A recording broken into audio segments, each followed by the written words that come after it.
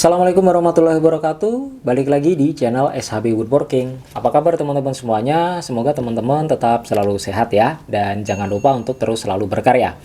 Baik teman-teman semuanya, di video kali ini kita akan membahas yang receh-receh saja ya.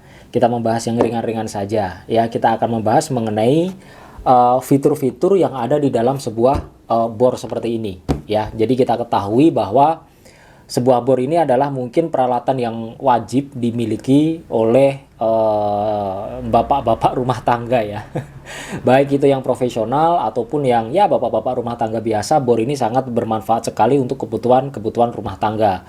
Baik untuk mengebor atau menyekrup dan lain sebagainya. Mungkin bagi teman-teman yang terbiasa memegang bor mungkin sudah tahu ya, tetapi bagi yang belum pernah sama sekali atau mungkin mau beli dan ingin belajar mengenai apa-apa saja fitur dari sebuah bor seperti ini, nah nanti kita akan bahas sedetail mungkin ya, mulai dari ujung depan sampai belakang sampai di bawah seperti apa, kemudian tombol-tombol ini fungsinya apa, angka-angka ini fungsinya apa, dan lain sebagainya. Nanti kita akan bahas satu persatu. Oke teman-teman semuanya, yuk langsung saja kita akan membahas mengenai fitur-fitur yang ada di dalam sebuah bor. Baik teman-teman, biasanya untuk bor sendiri itu dia ada dua jenis. Bor yang mempunyai fitur impact.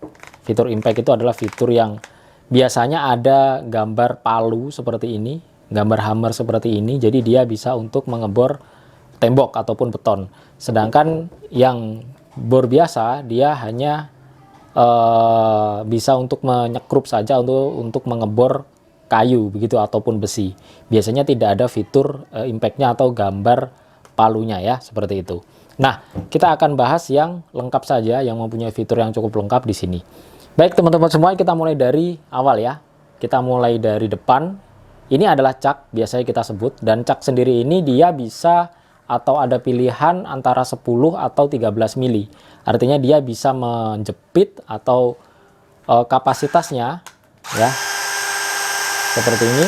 Nah, kapasitasnya ini dia bisa memasukkan mata bor itu sebesar 13 mili. Ada juga yang 10 mili gitu ya. Itu umumnya 10 dan 13.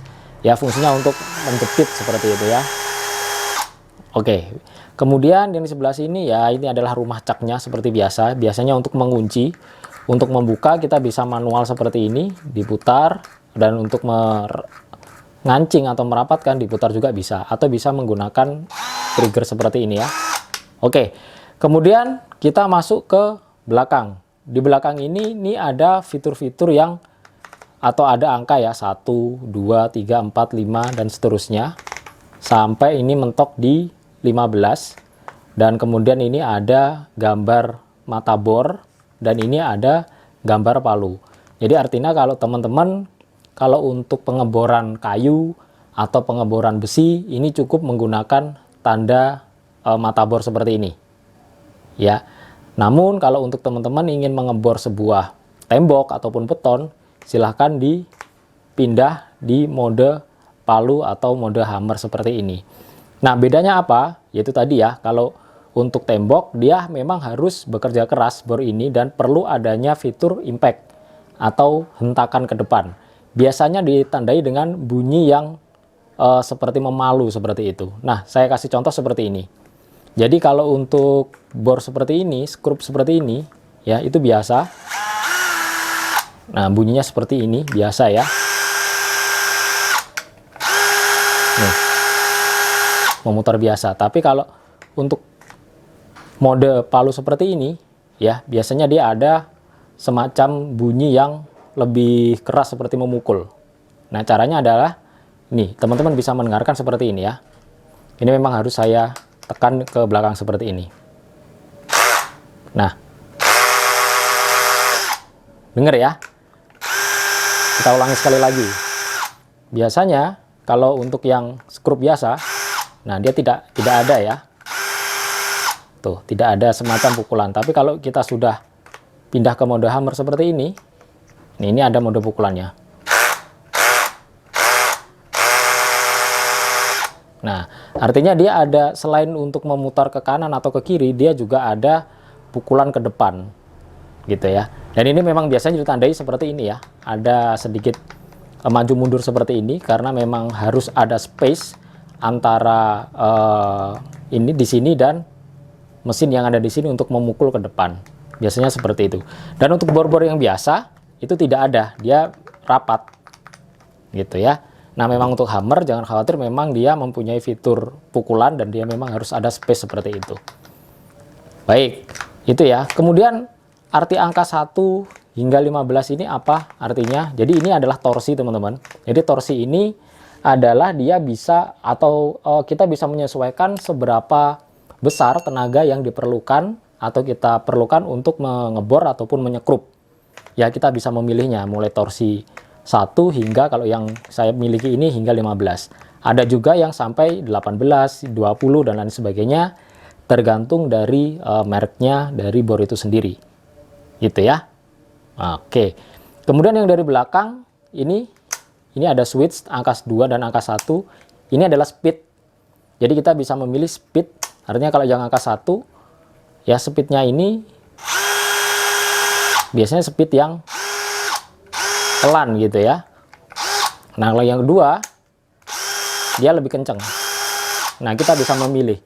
Biasanya kalau untuk yang speed 1 itu untuk mengebor yang besi biasanya ya. Mengebor besi itu speed 1 karena dia putarannya pelan dan menggunakan torsi yang tinggi ya. Jadi speednya pelan tapi torsinya besar. Tapi biasanya kalau yang speed 2 ini kenceng ya, putarannya kenceng banget gitu ya. Jadi kita tinggal memilih saja, kita menyesuaikan kira-kira apa yang kita butuhkan ya. Kalau untuk ngebor atau nyekrup yang kayu yang empuk ya, atau multiplek atau apa ya, itu cukup speed 1 ya, torsi yang disesuaikan saja. Oke, nah untuk torsi sendiri nanti kita akan membahas secara lebih detail lagi di video-video yang lain, teman-teman semua. Baik, selanjutnya di belakang ini ada tulisan brushless. Artinya brushless ini apa? Brushless ini ada juga yang tidak brushless ya, yang masih menggunakan carbon brush seperti ini. Bedanya ya, kalau yang menggunakan brushless, jadi motor ini dia tidak menggunakan carbon brush. Jadi artinya dia tidak ada arang lah ya, biasa kita sebut arang seperti itu. Nah, biasanya ditandai dengan tidak adanya percikan api. Loh, tidak ada percikan api. Tapi kita lihat yang brushless ya, yang tidak brushless. Nah, ini ada percikan api, teman-teman, di sini. Nah, tuh kelihatan ya. Tuh, kelihatan teman-teman ya. Nah, di sini. Nah, tuh kelihatan ya. Jadi nggak usah kaget, dan ini keluar bau-bau agak terbakar begitu ya, dan itu normal seperti itu. Jadi jangan kaget, teman-teman ya. Bang, ini saya beli baru tapi ada kayak terbakar percikan api, dan itu masih belum brushless. Artinya itu normal. Kalau ada percikan api itu pergesekan antara arangnya dan motornya. Tapi kalau yang brushless, ini dia sudah tidak ada percikan apinya. Itu ya. Nah, jadi bagusan yang mana? Bagusan yang brushless tentunya. Ya, tenaganya lebih besar. Dan tidak perlu mengganti-ganti arang lagi. Oke, seperti itu ya. Kemudian lanjut. Yang di sini, sebelah sini itu adalah tombol reversible. Jadi untuk memilih biasanya kita ke kanan. Ini, tombol yang sebelah kanan ini untuk memutar ke kanan. Ya, kalau kita balik di sini, ini untuk memutar ke kiri. Ya. Oke, tinggal ini saja pengaturannya. Kemudian yang di sini adalah trigger, teman-teman. Trigger ini untuk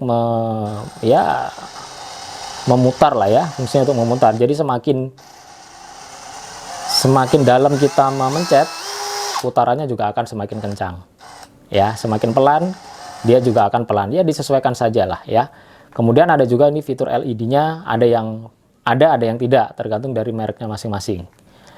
Ya, mungkin itu. Lalu untuk yang lain, ini yang karena saya punyanya baterai, ya seperti ini ya, ini baterainya masing-masing. Biasanya ada baterai yang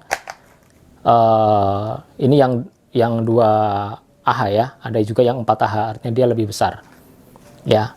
Kemudian di sini ada indikator baterai, ya ada juga yang merek yang tidak ada indikator baterainya. Biasanya indikator baterainya di dalam bodinya ya.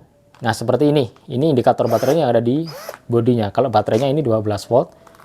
Ya, jadi tidak ada indikator baterainya di baterainya, tapi adanya di bodinya seperti ini. Oke ya. Tuh, kalau yang di sini itu ada di baterainya. Seperti ini. Lalu untuk cara pemasangan motherboardnya bagaimana? Kita coba akan pasang ya untuk motherboardnya.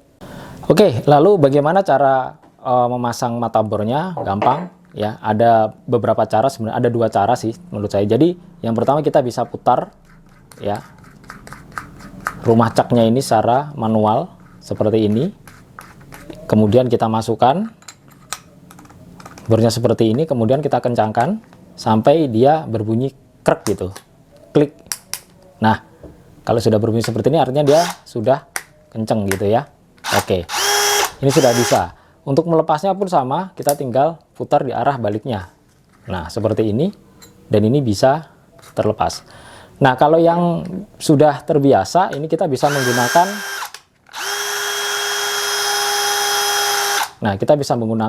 triggernya seperti ini. Caranya adalah kita tinggal reversible, reversinya kita putar ke kiri dengan cara ini ditahan ya rumahnya. Nah, kalau ditahan rumahnya, caknya ini akan terbuka. Oke, setelah itu kita bisa masukkan, kemudian kita putar ke kanan dengan atur reversible-nya. Kemudian untuk bodi yang ini kita tahan. Kita putar pelan-pelan. Oke, sampai dia memutar sendiri baru kita kencangkan dengan menggunakan manual seperti ini. Oke ya. Jadi cukup mudah sebenarnya ya untuk fitur-fiturnya. Semoga informasi ini bermanfaat bagi teman-teman semuanya. Baik teman-teman semuanya, mungkin itu saja. Terima kasih sudah mampir di channel SHB Woodworking. Semoga video ini bisa bermanfaat dan jangan lupa ya teman-teman like, komen, dan subscribe di channel SHB Woodworking. Sekali lagi terima kasih dan sampai jumpa di video-video SHB Woodworking selanjutnya. Terima kasih.